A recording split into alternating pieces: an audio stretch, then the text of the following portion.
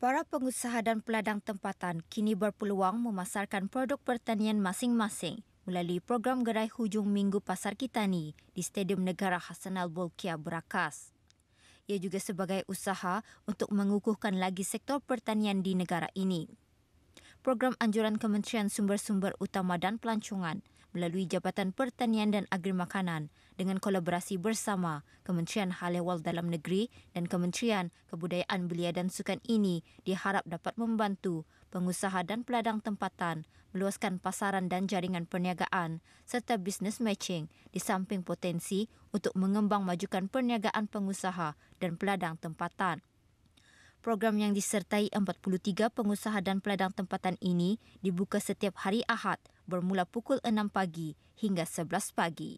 Ini adalah peluang yang paling bagus nih untuk peladang-peladang kita nih untuk mempromosikan atau menjual hasil ladang masing-masing.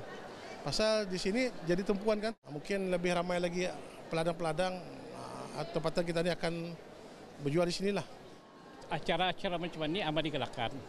Pasal kebanyakan peladang-peladang kecil, ia tidak tahu di mana kami jual. Jadi secara begini, petani dapat ekspos ia punya produk dan menjual pada orang ramai. Sambutan pertama kali ini nampaknya ramai. Dan ini adalah satu peluang juga daripada peladang-peladang dalam negara kita menjual hasil-hasil titik peluh mereka sendiri. Sangat menggalakkan, lagipun senang kami berjual barang-barang. Selain daripada online, kami dapat berhubung dengan orang ramai. Kalau boleh diteruskanlah, diadakan pada tiap-tiap minggu untuk mendapatkan penghasilan yang baik kan. Ianya ada satu kebaikan lah juga kepada terutamanya orang yang bercocok tanam yang dapat mengembangkan dan menjual tanaman sayur-sayuran, buah-buahan mereka di tempat ini.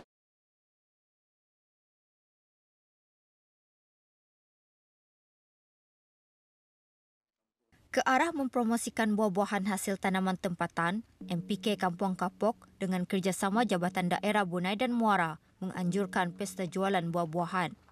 Pesta jualan yang diadakan buat kali pertama ini disertai oleh 15 orang terdiri daripada peladang, Biro Wanita Majlis Perundingan Kampung Kapok, Mukim Serasa. Pelbagai buah-buahan dijual dengan harga yang berpatutan, antaranya rambutan, cempedak, tarap, durian. Tujuannya adalah mempromosikan kami punya ladang komunal tempat pisang sebab ini yang pertama kali. So, tentunya apa yang kami harapkan adalah kesemarakan itu lebih lagi dan penglibatan kaum muda yang muda-muda itu akan lebih nampak di mata diorang bahawa apa yang dilakukan selama bertahun-tahun ini berhasil sebenarnya tanpa disedari kan. Program iUsahawan menyediakan peluang perniagaan kepada usahawan-usahawan belia untuk bersaing mendapatkan kontrak-kontrak tender. Usahawan-usahawan yang berjaya boleh memajukan dan memantapkan kemahiran keusahawanan mereka melalui sokongan serta bimbingan berterusan daripada pemegang kontrak. Jabatan Perkhidmatan Elektrik DES Kementerian Tenaga baru-baru ini menandatangani kontrak iUsahawan dengan dua buah syarikat tempatan iaitu DKH General Contractor dan Fast Breeze Sendirian Berhad. DKH General akan menyediakan perkhidmatan pengemasan di 3 buah cawangan jabatan berkenaan di Pusarulak, Sengkurung dan Bunut bagi tempoh 3 tahun. Kontrak akan menggunakan khidmat 5 orang pembersih tempatan. Fast Breeze Sendirian Berhad akan memberikan perkhidmatan pemotongan rumput dan penyelenggaraan bangunan di Tenaga Suria Brunei bagi tempoh 4 tahun.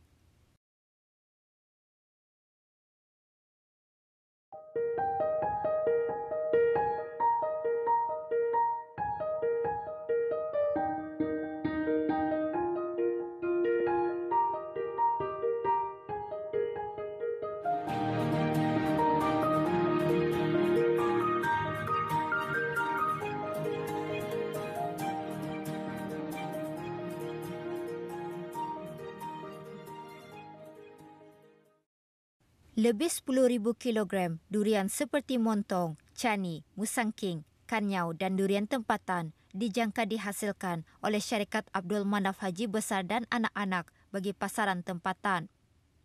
Jumlah tersebut meningkat lebih 3 kali ganda berbanding tahun lalu, iaitu lebih 2,800 kilogram durian dengan nilai lebih RM25,000. Ladang durian milik Awang Abdul Manaf bin Haji Besar diusahakan di Kawasan Kemajuan Pertanian KKP Sinaut Tutong sejak tahun 2007. Bermula tahun lalu, beliau ditawarkan kawasan tambahan seluas 4 hektar yang membolehkannya untuk meningkatkan penanaman buah durian. Dengan bantuan berterusan Jabatan Pertanian dan Agri Makanan, Kementerian Sumber-Sumber Utama dan Pelancongan dan sokongan isteri, Awang Abdul Manaf terus berusaha memastikan penghasilan buah-buah durian keluaran syarikatnya dapat memenuhi keperluan negara. Saya ditawarkan oleh Jabatan Pertanian untuk mengambil ladang durian pada 2007 sebanyak 0,9 hektar. Pada 2019 saya ditawarkan lagi untuk menambah kawasan ladang sebanyak 4 hektar. Jadi saya pun berjaya mendapat ladang untuk memperbesarkan lagi usaha ladang durian. Saya berkursus di dalam negeri, di luar negeri juga. Kalau di dalam negeri banyak saya menghadiri kursus dan saya pernah kursus ke Thailand, Malaysia, Indonesia. Kalau di Indonesia di Bogor. Antara tanaman durian yang diusahakan oleh syarikat ini ialah durian montong, cani, musangking, karnyau dan durian tempatan. Selain itu, syarikat juga menghasilkan tanaman lain seperti buah langsat, tarap dan duku. Pada tahun 2015, syarikat mengeluarkan 1,768 kilogram buah bernilai RM10,527.50. Tahun 2016 pula, sebanyak 1,250 kilogram durian bernilai RM6,250. Pada tahun 2017, syarikat berupaya meningkatkan penghasilan buahnya iaitu sebanyak 3,238 kilogram bernilai RM28,704. 2 tahun lalu, syarikat mengeluarkan 1,725 kilogram dengan nilai hasil berjumlah RM17,250. Pengusaha tanaman durian ini berazam untuk terus memajukan lagi ladangnya kerana nilai pasarannya yang besar sekaligus dapat memenuhi keperluan negara, lebih-lebih lagi mendapat bantuan daripada pihak kerajaan ke arah memajukan lagi bidang pertanian di negara ini. Jadi, hamba bercita-cita untuk membesarkan lagi usaha tanaman durian.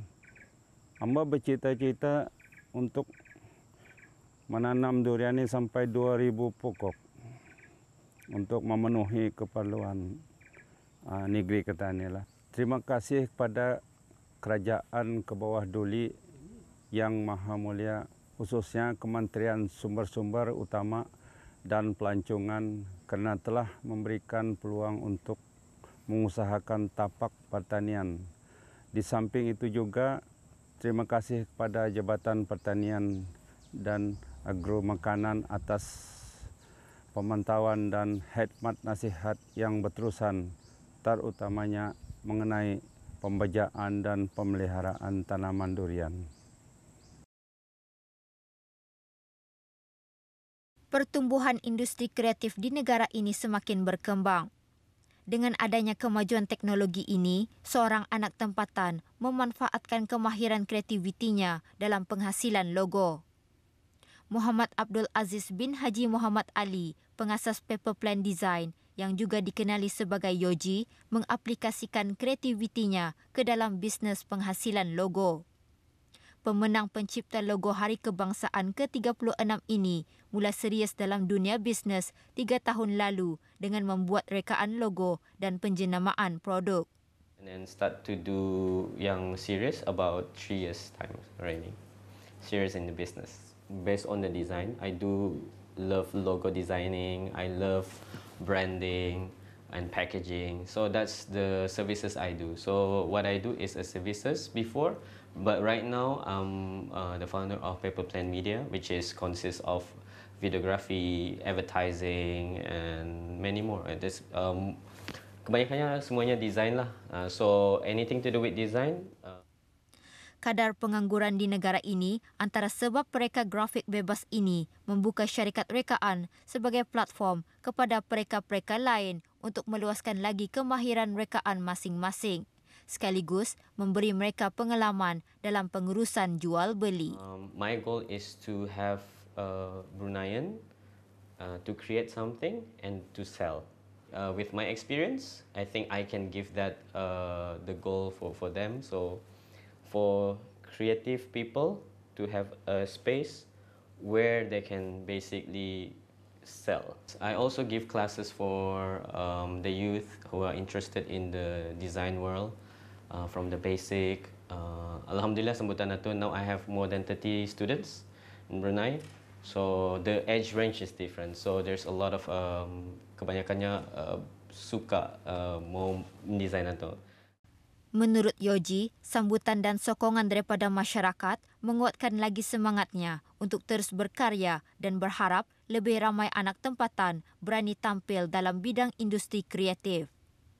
Alhamdulillah, right now people starting to see designer ni is something that they need. Kalau nak ada designer in the world ni macam Indah Celawa kan sambutan. Alhamdulillah, now we are entrepreneurship. We support even His Majesty supporting us to be an entrepreneurs. So a lot of entrepreneurs needs this logo. So Alhamdulillah, banyak sambutan, not just from here. I also have clients from outside, Indonesia, German, and also US. My hasrat is for people to see this creative industry is something if they know how to do it, they know how to sell, they know how to learn. And Alhamdulillah, nanti Brunei will have one of famous designers also. You need to work hard. There's no recipes. There's just working hard until you know how to work smart.